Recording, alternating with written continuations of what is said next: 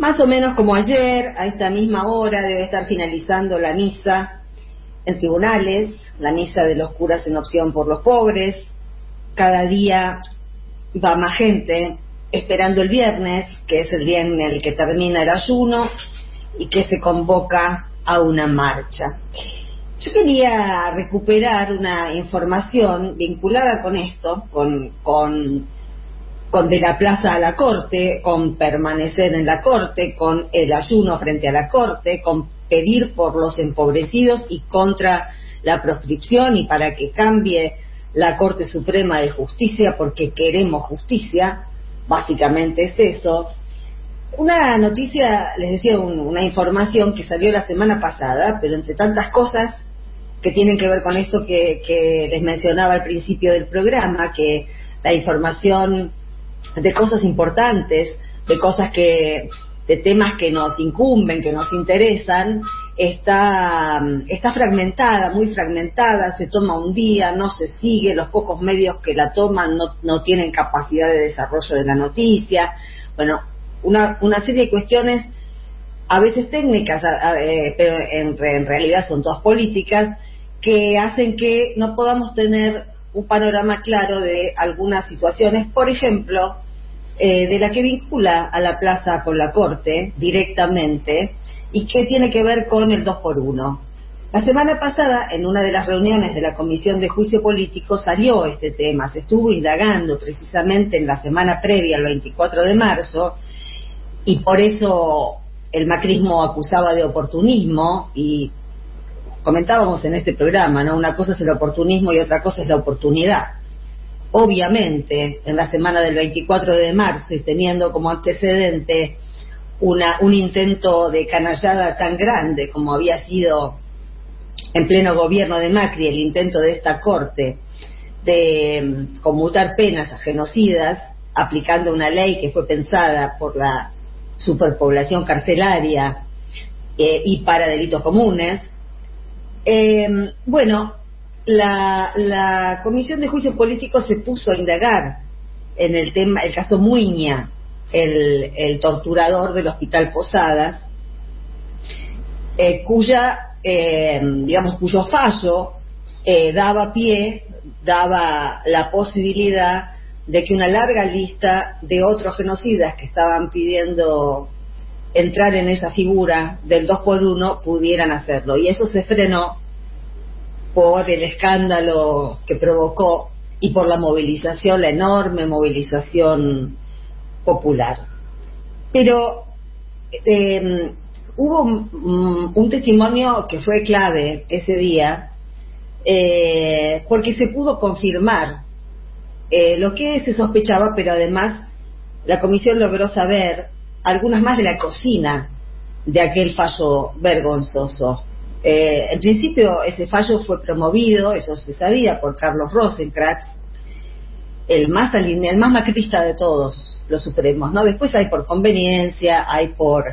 son todos canallas, pero el más puramente macrista de los cuatro supremos es Rosenkrantz, quien por otra parte era ya desde mucho antes muy amigo de Fabián Rodríguez Simón, que es el que inventó esta Corte Suprema que ahora queremos renovar, y que, bueno, se ve que Uruguay no sé, ya tendría que estar acá, pero presentó otro recurso, y así hasta el infinitum, ¿no? No hay, Uruguay no lo suelta. Es increíble el nivel de connivencia de la calle Pou con esta mafia, porque en Uruguay saben también como nosotros que Rodríguez Simón integra una mafia. El testigo que declaró la semana pasada en la Comisión de Juicio Político fue Federico Morgenstern, uno de los es un secretario letrado, ¿no?, de Rosenkrantz, el único penalista que existe en esa vocalía. Se ha comentado mucho que esta Corte Suprema no tiene penalistas, y dentro de las vocalías, por lo menos en la de Rosenkrantz, Morgenstern es el único especialista en derecho penal. Bueno, Morgenstern, cuando entró junto con Rosenkrantz a la corte, venía de trabajar mucho tiempo en la Cámara Federal porteña con Irurzun, que fue el autor de la famosa, entre comillas, doctrina que le sirvió al macrismo para encarcelar, en principio, kirchneristas, ¿no? Kirchneristas y de paso algún otro. Pero básicamente, y esto porque me parece relevante y se vincula con de la corte a la plaza, o de la plaza a la corte, mejor dicho, porque ahora les voy a contar un par de detalles más, pero evidentemente Macri llegó al gobierno en 2015 decidido a dos cosas: a encarcelar kirchneristas y a liberar genocidas. Y en eso se puede resumir el macrismo, la esencia, la síntesis, ¿no?, de su naturaleza. El macrismo existe en la Argentina para encarcelar kirchneristas y para liberar genocidas. Este Morgenstern, a quien Rosenkrantz llevó con él a la Corte Suprema apenas fue designado juez, un año antes había publicado un libro que se llama Cosa juzgada fraudulenta. El mismo nombre les indica de qué se trata. Cosa juzgada fraudulenta, cuyo autor es el secretario letrado de Rosenkrantz, era un libro que impugnaba los juicios por delitos de lesa humanidad. Básicamente, esa era la obra de este secretario letrado. En la comisión fue interrogado por algunos diputados y dijo que a él le empezaron a interesar los planteos de los genocidas, de los represores. Él no les dice genocidas, ¿no? Poco después de entrar a la corte, que se empezó a abocar a ese tema, pidió la lista de presos que pedían que se les aplicara la ley del 2x1, que databa del 94, y empezó a trabajar en lo que se llamó la ley del 2x1. Trabajó abocado exclusivamente a eso en diciembre de 2016 y en enero de 2017. Es decir, que Rosenkrantz, porque Morgenstern no se dedicaba a lo que a él le gustaba solamente, sino que fue contratado con algún criterio y se abocaba a lo que le interesaba al juez de la Corte Suprema, al que él respondía o de quien él era el secretario letrado, con lo cual uno ve ahí en ese diciembre del 2016 y en ese enero del 2017 a una persona de mucha jerarquía dentro de la Corte Suprema abocada exclusivamente a preparar un proyecto de fallo para liberar genocidas. Básicamente era eso. 2017, apenitas estrenado, y la idea ya la tenían de antes, porque eso influyó mucho para que Rosenkrantz fuera uno de los elegidos también. Bueno, al final de la feria de ese 2017, Morgenstern le entregó el informe ya más o menos terminado a Rosenkrantz, pero en ese informe también analizaba, era un bosquejo de lo que sería el 2x1, pero incluía un informe sobre cómo le parecía a él que reaccionarían los otros miembros de la Corte Suprema, porque además Rosenkrantz quería meter ese proyecto a lo que diera lugar. Entonces, lo que necesitaba era no solo tener un proyecto de liberación de genocidas, sino también necesitaba tener alguna estrategia para convencer a los supremos que por su historia, por sus votaciones anteriores, por diversas cuestiones, el voto era esquivo para un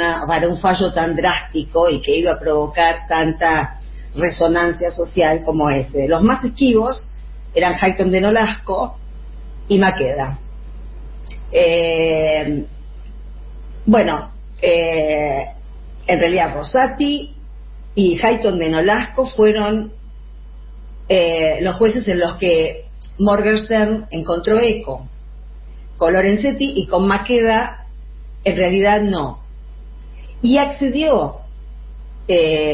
Por ejemplo, con Maqueda no pasó de una reunión con la secretaría letrada, pero no lo vio personalmente. Es una figura rara y se descubrió ahí, en esa reunión de comisión, que un secretario letrado de uno de los Supremos se reúna a solas con otros jueces de la Corte Suprema. De hecho, Morgenstern confesó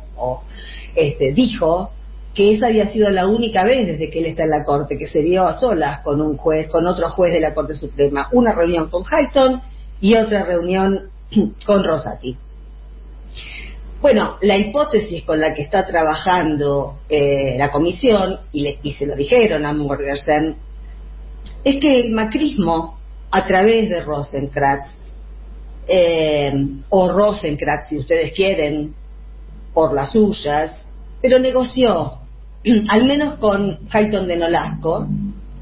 Ella quería seguir siendo jueza de la Corte Suprema más allá de los 75 años, y la hipótesis que se está manejando en la Comisión de Juicio Político es que Rosenkrantz negoció dejarla permanecer en la Corte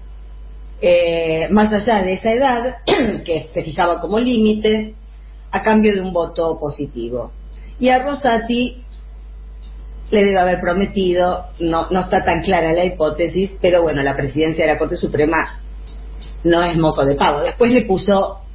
algunos límites al poder del presidente de la Corte Suprema, pero lo que se sospecha ciertamente es que eso se negoció. De modo tal que el relato de este Morgenstern, que por los testimonios de quienes presenciaron ese diálogo con la Comisión de Juicio Político, es de una arrogancia insoportable, pero lo que da cuenta es que esto se planificó de entrada. Esa era una promesa de campaña secreta que tenía Macri apenas asumido su gobierno. Un fallo como ese no salió, como vemos, de un momento para el otro. Fue cocinado, fue negociado, fue sopesado, hasta que al fin lo largaron y después tuvieron que dar marcha atrás porque el escándalo popular fue demasiado fuerte. Y desde entonces se dedicaron, desde que fracasó ese 2x1, ese 2001 iba a decir, ese 2x1, se dedicaron a limar, a hacerlo por otros medios. Y cuando nos preguntamos hoy, ¿de dónde sale tanto negacionismo? ¿Cómo es que llegamos a tener negacionistas sentados en el Congreso, diputados o diputadas, o senadores o senadoras, que a boca de jarro niegan que aquí fueron asesinadas, no murieron solas, fueron asesinadas, fueron secuestradas y desaparecidas 30.000 personas, y es un número, lo repetimos por 1000ª vez, un número marco, pero bueno, hay 22.000 por lo menos de los que se da cuenta en los informes de Estados Unidos, ¿no?, que mandaron a Estados Unidos las autoridades de aquel momento. Quiero decir, hay un hilo conductor que apenas uno empieza a profundizar en la historia, se empiezan a conocer detalles de las historias, de todas esas historias que sabemos, que conocemos al paso, que nos dejan con ganas de entender más, pero no podemos entender más porque lo que se llama periodismo hoy abandona a esas noticias que son urticantes, que son, que develan algunos de los síntomas más siniestros que tuvimos en los últimos años. Por eso creo, esto que les he contado salió publicado, pero no estuvo en la agenda de ninguna parte, no se comentaba el 24, no es uno no le podría decir que esto es de conocimiento público. Es muy raro lo que uno puede llamar hoy de conocimiento público, porque las cosas están sobre la mesa, pero nadie las lee, nadie las repite, nadie las encadena, nadie las asocia. Entonces, por eso es bueno saber, y por eso lo cuento acá y ya voy redondeando, que cuando se decía el otro día de la plaza a la Corte, y finalmente se fue a la Corte y se permanece en la Corte, No son dos temas distintos, como en algún momento se dijo, no se quiso decir, se dijo, no son dos temas distintos, es un único y mismo tema, al que se le agregan un montón de cosas más. Hay muchísimas otras cosas absolutamente reprochables en los jueces de la Corte Suprema actual. Pero esta historia del 2x1, de haber llegado al gobierno Macri y haber puesto a los jueces adecuados, con sus secretarios legales adecuados, todos negacionistas, para liberar de un plumazo a los genocidas presos, la intención era terminar de un plumazo con el proceso de memoria, de verdad y de justicia. Y no le salió, porque esta sociedad todavía tenía reflejos más sanos que hoy, cuando el discurso negacionista permea, chorrea, salpica, y muchas que no están tocados por alguna historia personal, por su procedencia, porque no provienen de un ambiente familiarizado con los derechos humanos, compran, lo cuentan como una historia del pasado, pero no es una historia del pasado, porque todos sabemos